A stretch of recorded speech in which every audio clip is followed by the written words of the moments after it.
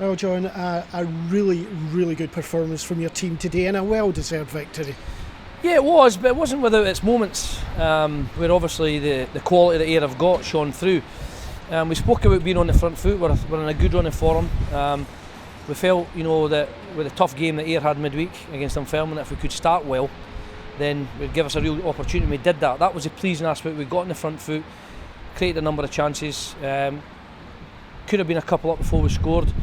And then we had a real good spell where Ross Doon was superb. We had 2 or 3 terrific saves, and we felt that we were in control. The frustrating aspect is all managers will tell you, you come in 1-0 interval when the game should have been out of sight. And we spoke about concentration, we spoke about the quality that Ayr had and the wee bits that they were causing problems in the first half that never came in, and they showed that. The first 10-15 minutes, second half, Ayr started to knock the ball about, got into good positions, got into feet, without really creating an opportunity, but you could see that the game was going one way. I thought our goal, second half, came against a run of play from Miles. So it's a terrific run, and he's, when he's in that kind of form, Miles, he's hard to stop, and that gave us a wee bit breathing space that we needed, settled the game down for us, and we had a really good spell where, again, Ross Doones had 2 or 3 good saves, a couple of good blocks, and then you get to the frustrated aspects. 10 minutes ago, we've not killed the game off, and Ayr start to play again, and Forrest is inches away with a drive across the face of the goals. Mark's had to pull off a terrific save from the striker, and you're thinking any one of them goes in, it's a different ball game in the last 10 minutes. But we managed the game out, created 1 or 2 wee half opportunities to finish, but as you said, I think it was a fair reflection of today's performance. Now, you've got to say performances out there that were really high class. Miles' story, you mentioned him there. Yeah. Some of his footwork today was lovely. Miles has got pace that's off the chart. I mean, he's probably the quickest player in the league. He's frighteningly quick, and he's took a wee bit of time to come back and settle down. He's got himself into a house now with his girlfriend, and he's been really working hard at training, and we've been talking about to come in to go out and mix up his game. And he's really starting to take that on board now, and the work he's putting in at training is showing dividends on the pitch. He was very unlucky not to score against Dundee. Could have had a couple last week, and he's got his goal today.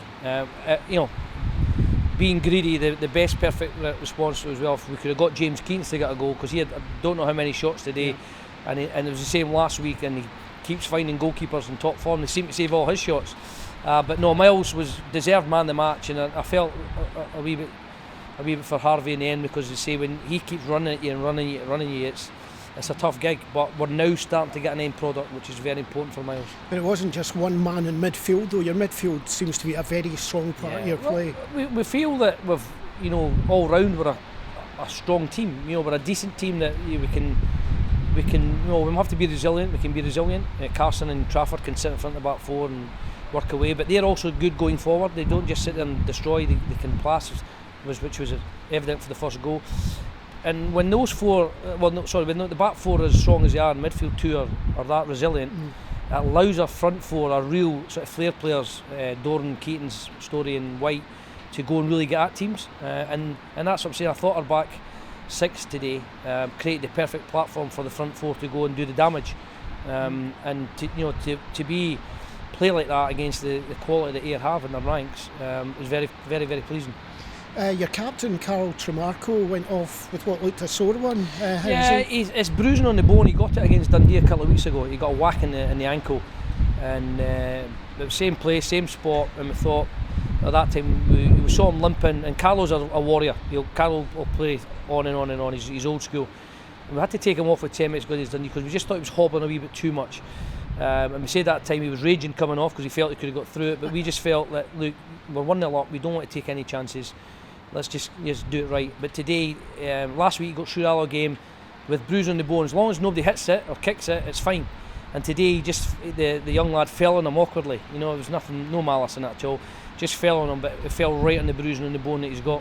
So he signalled to us this time, no, I'm not taking any chances. So that's the kind of professionalism you're looking for in a team. Because I say we've got Kemet Hattie to go in there, we've got young Cameron Harper that can go in there. So in the end, it'll be typical Carlo. He'll probably miss the first couple of days training, and come Thursday, Friday, we'll patch him up and throw him out there again.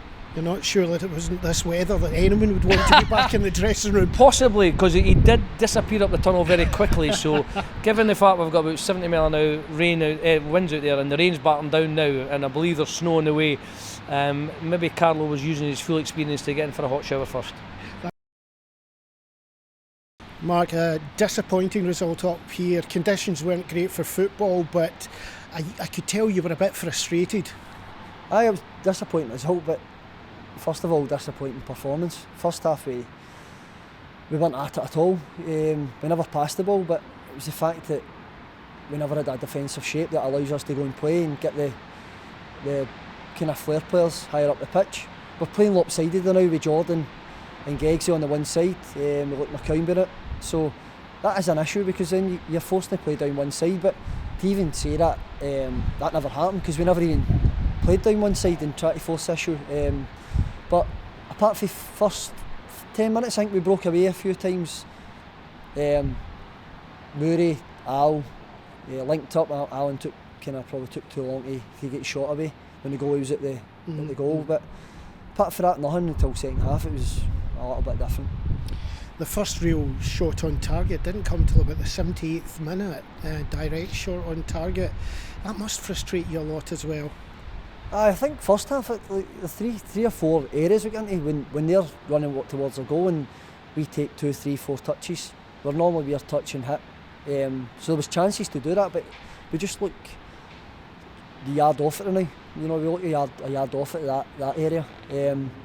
But for me, it's the way I play and the way we played as Ayr United, is the base of the team has to be right. We have to build the play, we have to transfer it side to side, we need to get through the lines to Moff. Alan play off the striker, and none of the patterns were there today, and I think that affects others in the team, like young Stevie Kelly, who worked really hard today, but other people maybe think Stevie's not been on the ball as much. But if you don't get the first bit right, the boy can't do anything about that to go and show his talent. You said to us that you hope never to have to come back on the pitch and all that, but you brought yourself on today, and to be honest, that was the start of a little flicker of hope for Ayr. It started to move forward, started to get balls into better areas. Big Mackenzie almost got one back. I think that was from a pass by you as well. Do you think you're going to have to play more? I'm going to need to play. I mean, I said that, as I said before, I said that lightly, that I was probably not want to play, but in the back of my mind, when you've got 13 players, which is the reality of our squad, we've got 12, 13 players, and I'll need to be part of that now. And you get the patterns going, maybe just to get the confidence back in the team, even if it's a defensive shape, to start getting a couple of clean sheets, then that might have to happen. Because, to be honest, when Ian McCall was here, we had won games, we weren't playing particularly great, and then we changed it, and there was a 3 in there that was really firing before he left, and I spoke to him about that before he went, and that was a massive part of the way we played. So 1 or 2 positions, like Luke being out, and then take me into account, although I've not played the last couple of games, it does have a big effect mentally, and obviously the way you rotate as a team.